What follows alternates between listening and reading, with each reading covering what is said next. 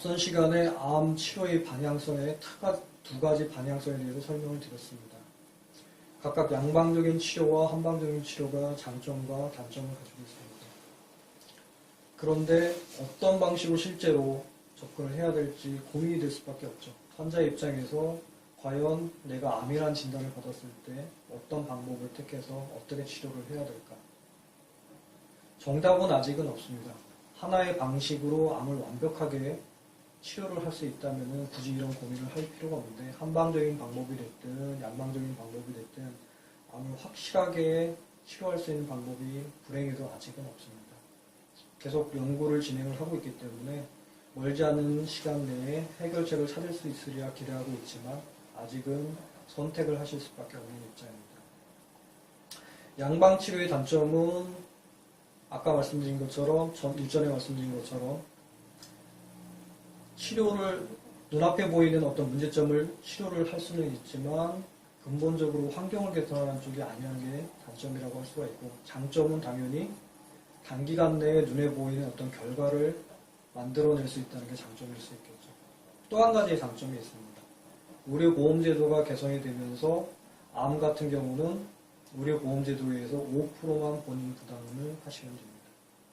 그렇기 때문에 초기에 암을 치료할 때 대부분의 환자분들이 양방적인 치료를 선택을 하게 됩니다. 현실적으로 비용적으로 보험이 되고 눈으로 보이는 결과에 대해서 단기간 내에 확인을 할 수 있기 때문에 대부분의 환자분들이 양방치료를 선행하게 됩니다. 그렇게 치료를 했는데도 불구하고 다시 재발을 하거나 치료를 했음에도 불구하고 지속적으로 암이 진행되는 경우에 양방적인 한계점을 느끼게 돼서 대안으로서 한방적인 치료 방법을 찾으시는 분들이 생기게 됩니다. 현실적으로 한방 쪽에 암 치료를 하러 오시는 분들은 대부분은 3기 이상 진행된 상태에서 양방적인 암 치료의 한계성을 느끼는 분들이 찾아오시게 됩니다. 한방적인 치료의 단점은 명확하죠. 기간이 언제인지 특정할 수 없고 장기간의 시간, 체중 개선하는 건 단기간에 하긴 힘들지 않습니까? 그렇기 때문에 시간이 오래 걸리기 때문에 어떤 구체적인 계획을 세우는 게 상당히 어렵고 비용적인 부담에서 의료보험도 되지 않기 때문에 장기간에 큰 비용을 부담하는 게 되게 어렵게 됩니다.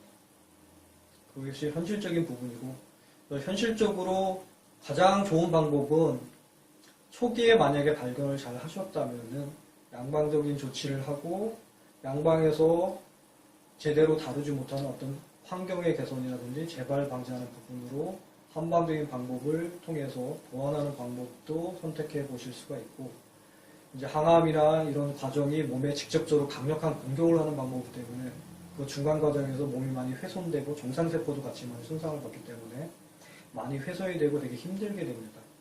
그래서 병행 치료하는 것은 양방 치료만 하는 것이 아니라 한방 치료를 병행해서 면역력이라든지 몸의 힘든 부분을 훨씬 더 빨리 회복할 수 있도록 함으로 인해서 양방적인 치료를 좀 더 효과적으로 받을 수 있도록 병행하는 치료 방법도 있을 수가 있습니다.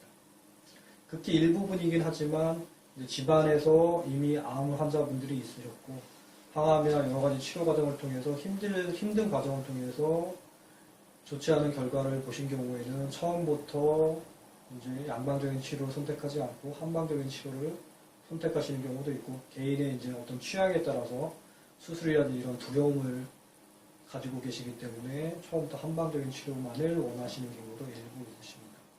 어찌됐든 어떤 방법이 절대적으로 지금 옳다 이 방법으로 모든 것을 해결할 수 있다는 방법은 없기 때문에 본인의 어떤 성향, 경험, 그 다음에 선호도 이런 거에 따라서 어떤 선택을 할 것인가 고민을 하실 필요가 있고 본인의 선택을 통해서 병행을 하시는 방법이든 한쪽 방법을 선택하시는 방법이든 선택을 하셔서 암을 억제하고 암을 치료하는 쪽으로 노력을 하시는 게 중요하다고 생각을 합니다.